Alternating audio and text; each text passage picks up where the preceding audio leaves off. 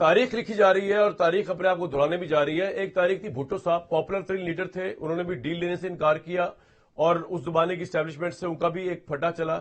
بھٹو صاحب کو یہ لگتا تھا کہ ان کو پھانسی کبھی نہیں ہوگی، ان کے بغیر ملک نہیں چل سکتا. ہوا اس کا ریورس، پھانسی بھی لگی، ملک بھی چلتا رہا. اس طرف عمران صاحب جو ہیں ان کا اسٹیبلشمنٹ سے پھٹا ہوا. لگتا ہے عمران صاحب کو یہ کہ ان کو بھی عمر قید نہیں ہوگی، ان کو بھی سزا نہیں ہوگی، ان کے بغیر ملک چل نہیں سکتا. لیکن مجھے لگتا ہے جس طرح بھٹو صاحب کو غلط فہمی تھی، عمران صاحب کی بھی غلط فہمی ہے. اس زمانے میں بھی اسٹیبلشمنٹ کو انٹرنیشنل حالات نے بہت سپورٹ کیا. افغانستان کا وار ہوگی، یہاں تو ہماری اسٹیبلشمنٹ ایک جنگ جیتی ہے الحمدللہ، اور ہم نے جنگ میں دشمنوں کو ہرا دیا، بڑے سے بڑے 4-5 گنا بڑے دشمن کو ہرا دیا. اور اسٹیبلشمنٹ ماشاءاللہ عروج پر ہے، فتوحات ان کے ساتھ ہے، اس حد تک کہ امریکہ کا صدر بلا کر پاکستان کی اسٹیبلشمنٹ مشورے کر رہا ہے. اس ساری صورتحال میں عمران خان کی جتنی پالیسیز ہیں جن میں وہ سمجھتے ہیں کہ شاید عام پروٹیسٹ موومنٹ سے لوگ نکل آئیں گے، کیا یہ اسی طرح ناکام ہونے جا رہی ہے جس طرح بھٹو صاحب کی موومنٹس ناکام ہوئیں اور ان کو پیپلز پارٹی کے جیلے نہیں چھڑوا سکے؟ پی ٹی آئی ایک اور موومنٹ کی طرف چلی گئی ہے. 90 ڈیز ہو یا 5 اگست ہو، بیٹے آئے یا نہ آئے، گنڈا پور صاحب بھڑکے مارے یا نہ مارے، لیکن کیا یہ موومنٹ عمران کو چھڑا پائے گی یا عمران جو ہے ایک تاریخ کو ریپیٹ کریں گے، بھٹو صاحب کی طرح تاریخ میں عمل ہو جائیں گے؟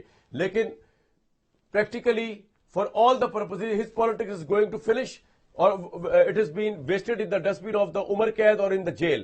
یہ سب سے اہم سوال ہے. گنڈا پور صاحب جو ہیں انہوں نے آج کیا فرمایا، ذرا سن لیں. ان کی باتوں کو سیریس لینا جو ہے، ویسے وہ ان کی اپنی پارٹی نہیں لے رہی، ان کی اپنی پارٹی میں دراڑیں پڑ چکی ہوئی ہیں، لیکن آپ سن لیں. اس کے بعد اہم ترین سوال یہ اٹھاتے ہیں کہ پاکستان کی سیاست عمران خان کے بیٹوں کے ساتھ، اسٹیبلشمنٹ کے ساتھ ناراضگی کے ساتھ، اس ہائیبرڈ سسٹم بقول وزیر دفاع کے ساتھ کس طرف جا رہی ہے. علی امین گنڈا پور صاحب کو سن لیں.